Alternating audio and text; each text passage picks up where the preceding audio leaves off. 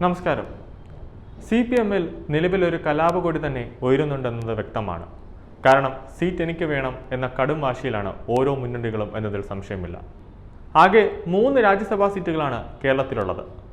കണക്കുകൾ പ്രകാരം നോക്കുമ്പോൾ ഇതിൽ 2 എണ്ണത്തിൽ ഇടതുപക്ഷവും 1-ൽ UDF-ഉമാണ് വിജയിക്കുക. ഇടതുപക്ഷത്തെ 2-ൽ 1 സീറ്റിൽ CPM സ്ഥാനാർത്ഥി വിജയിക്കാൻ സാധ്യതയുണ്ട്. രണ്ടാമത്തെ സീറ്റ് ആർക്കെന്ന ചോദ്യമാണ് ഇപ്പോൾ രാഷ്ട്രീയ കേന്ദ്രങ്ങൾ ഒരു പ്രധാന ചർച്ചയായി ഉയർത്തിക്കൊണ്ടിരിക്കുന്നത്. ഈ സീറ്റിനായി കേരള കോൺഗ്രസ് ജോസ് വിഭാഗവും CPI-യും ശക്തമായി തന്നെ രംഗത്തുണ്ട്. അവർക്കൊരു വിട്ടുവീഴ്ചയ്ക്ക് ആരും തന്നെ തയ്യാറല്ല. ജോസ് കെ മാണിയെ സംബന്ധിച്ച് ഇടതുപക്ഷമായാലും BJP ആയാലും പുള്ളിക്ക് ഒരു കുഴപ്പവുമില്ല. നല്ല ഒരു പദവി അല്ലെങ്കിൽ ഏതെങ്കിലും സ്ഥാപനത്തിൽ ഒരു ചെയർമാൻ്റെ കസേര, അതാണ് പുള്ളി ആഗ്രഹിക്കുന്നത്. BJP കേന്ദ്ര സഹമന്ത്രി സ്ഥാനം വാഗ്ദാനം ചെയ്താൽ ആ നിമിഷം ജോസ് കെ മാണി മറുകണ്ഠം ചാടുമെന്നതിൽ യാതൊരു സംശയവുമില്ല. ഇപ്പോൾ ഇതിന് പിന്നാലെ ചെറിയ ഞാനൂറുകൾ, അതായത് ചെറിയ ഇർക്കിൽ പാർട്ടികൾ തലപൊക്കി വന്നിട്ടുണ്ട്. ആദ്യം RJD രംഗപ്രവേശനം ചെയ്തു, സീറ്റ് ചോദിച്ചു. അപ്പോൾ NCP-യും രംഗപ്രവേശനം നടത്തി സീറ്റ് ചോദിച്ചിരിക്കുകയാണ്. ഒറ്റയ്ക്ക് മത്സരിച്ചാൽ ഒരു പഞ്ചായത്ത് വാർഡിൽ പോലും ജയിക്കാൻ കഴിയാതെ, കെട്ടിവെച്ച കാശ് പോലും തിരിച്ചു പിടിക്കാൻ കഴിയാത്ത, ആർക്കും ഒരു ഉപകാരവുമില്ലാത്ത RJD-യും NCP-യും രാജ്യസഭാ സീറ്റിനായി രംഗത്ത് വന്നത് CPM നേതൃത്വത്തെ തന്നെ നാണം കെടുത്തുന്നതും ദേഷ്യം പിടിപ്പിക്കുന്നതുമാണ്. അക്ഷരാർത്ഥത്തിൽ ഇവർക്ക് വേറെ ഏതെങ്കിലും പണിക്ക് പൊക്കൂടെ എന്ന് തോന്നുന്നു നമുക്ക്. എന്തായിരുന്നാലും RJD-യും NCP-യും മുഖ്യമന്ത്രി കസേര ആവശ്യപ്പെടാത്തത് നന്നായി. ഇനി വരുന്ന നിയമസഭാ തെരഞ്ഞെടുപ്പിൽ മുഖ്യമന്ത്രി കസേര വേണമെന്ന് ഇവരാരും ചോദിക്കാത്തത് എന്തുകൊണ്ടൊരു ഭാഗ്യമാണ്. അടുത്ത ഇടതുമുന്നണി യോഗത്തിൽ രാജ്യസഭാ സീറ്റ് ആവശ്യപ്പെടുമെന്നാണ് NCP നേതാവും മന്ത്രിയുമായ AK ശശീന്ദ്രനും RJD നേതാവുമായ MV ശ്രേയാംസ് കുമാർ വ്യക്തമാക്കിയിരിക്കുന്നത്. ഇവർ ആവശ്യപ്പെട്ടാൽ ഇപ്പോൾ സമ്മതിക്കുമെന്നാണ് ഇവരുടെ വിശ്വാസം. കേരള കോൺഗ്രസ് നേതാവ് ജോസ് കെ മാണിയുടെ രാജ്യസഭാ കാലാവധി ജൂലൈയിൽ അവസാനിക്കുന്നതിനാൽ ആ സീറ്റ് കേരള കോൺഗ്രസിന് അവകാശപ്പെട്ടതാണെന്ന നിലപാടിലാണ് കേരള കോൺഗ്രസ് ഉള്ളത്.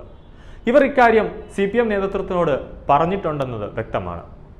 കിട്ടിയാൽ നല്ലത്, കിട്ടിയില്ലെങ്കിൽ അവർ BJP-യിലേക്ക് ജോസ് കെ മാണി പോവും എന്ന സ്ഥിതി ഉണ്ടാകും. KM മാണി UDF-ലായിരുന്നു. അതിന് സമയത്താണ് സോളാർ കേസൊക്കെ വന്നപ്പോഴാണ് LDF പറഞ്ഞത് KM മാണി അഴിമതി കാണിച്ചിട്ടുണ്ടെന്ന്. എന്നിട്ട് ഒരു നാണവുമില്ലാതെ LDF-ൽ തന്നെ വീണ്ടും ലയിച്ചിരിക്കുകയാണ് ജോസ് കെ മാണി.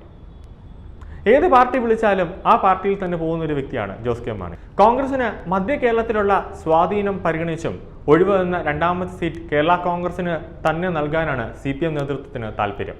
2026-ൽ നിയമസഭാ തെരഞ്ഞെടുപ്പ് നടക്കുന്ന പശ്ചാത്തലത്തിൽ കേരള കോൺഗ്രസ് M വിഭാഗം മുന്നണിയിലുണ്ടായാൽ കൊള്ളാമെന്നാണ് ഇടതുപക്ഷം ആഗ്രഹിക്കുന്നത്.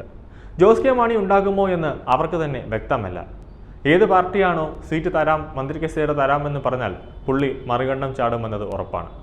കേരള കോൺഗ്രസ് UDF-ലേക്ക് കൊണ്ടുവരാൻ കോൺഗ്രസ് തന്നെ ശക്തമായൊരു നീക്കം തന്നെ നടത്തുന്നുണ്ട്. അത് UDF ഒരു ശക്തമായ നീക്കം നടത്തി വരുന്നുണ്ട്. CPM ജാഗ്രതയോടുകൂടിയാണ് സീറ്റ് വിവാദത്തെ നോക്കിക്കാണുന്നത്. സീറ്റ് കിട്ടിയില്ലെങ്കിൽ ജോസ് കെ മാണി BJP-യിലേക്ക് പോകുമെന്നത് ഉറപ്പാണ്. ജോസ് കെ മാണിയെ അനുനയിപ്പിക്കാൻ LDF ശ്രമിക്കുന്നുണ്ട്. എന്നാൽ UDF ജോസ് കെ മാണിയെ തിരിച്ചു കൊണ്ടുവരാനുള്ള ശ്രമങ്ങളും അവരുടെ തട്ടകത്തിൽ നടക്കുന്നുണ്ടെന്ന് വ്യക്തമാണ്. പല പാർട്ടിയിലൂടെ മാറി മറിഞ്ഞും മുന്നണി മാറിയും ഒടുവിൽ RJD-യിൽ ചേക്കേറിയ MV ശ്രേയാംസ് കുമാർ രാജ്യസഭാ സീറ്റ് ആവശ്യപ്പെടുന്നതിലും CPM-നുള്ളിൽ കടുത്ത അതൃപ്തിയാണ്. ശ്രേയാംസ് കുമാർ അല്ലെങ്കിൽ ജോസ് കെ മാണി, ഇവരുടെ തീരുമാനം ഇനി എന്താകുമെന്നതാണ് ഇനി നമുക്ക് കാത്തിരുന്ന് കാണേണ്ടത്. ജോസ് കെ മാണി BJP-യിലേക്ക് പോകുമോ, അതോ UDF-ൽ തിരിച്ചു പോകുമോ, അതോ ഇടതുപക്ഷത്ത് തന്നെ നില ഉറപ്പിക്കുമോ എന്നാണ് ഇനി കാണേണ്ടത്. എന്തായാലും നല്ലൊരു ഓഫർ വന്നാൽ മിക്കവാറും ശ്രേയാംസ് കുമാറോ അല്ലെങ്കിൽ ജോസ് കെ മാണിയെ തന്നെ പോകാനുള്ള സാധ്യത കൂടുതലാണ്.